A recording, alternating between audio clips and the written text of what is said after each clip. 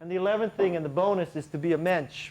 Mensch is a Yiddish word to describe a person who is very admired, who's trusted, whose word is sought, whose opinion is sought, who is sort of like a saint, except you don't need to be dead to be a Mensch. There's no higher praise for a person than to be a Mensch. So let's talk about the elements of Menschdom. The first is that a Mensch helps people who cannot help them. A Mensch is not motivated by the fact that, wow, this person is the Western regional manager for the Wall Street Journal, and if I suck up to this Wall Street Journal person, maybe I'll get some good press. This person can help me, therefore I will help them. A Mensch doesn't think like that. A Mensch thinks, I'll help people for the sheer pleasure of helping people.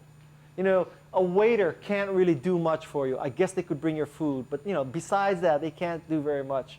You want to see a good test for a Mensch is watch how they treat waiters and waitresses and flight attendants. Because anybody can suck up to someone with a CXO level title, but it's how you treat people who cannot help you.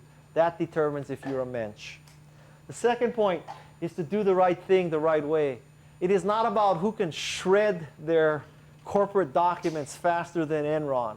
It is about whether you're doing things right and you're doing the right way. It is about morality. There is a bright, hard, fast line.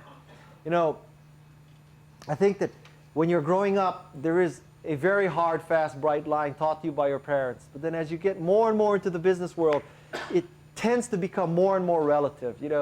We're not as bad as Enron, right? That's the attitude. That attitude is completely wrong. A Mensch draws a hard, fast line. And the third point of being a Mensch is that you desire to pay back society. That entrepreneurs are blessed. They're blessed with vision and energy and the ability to recruit, the ability to create great things. And because of that blessing, you have a moral obligation to pay back society.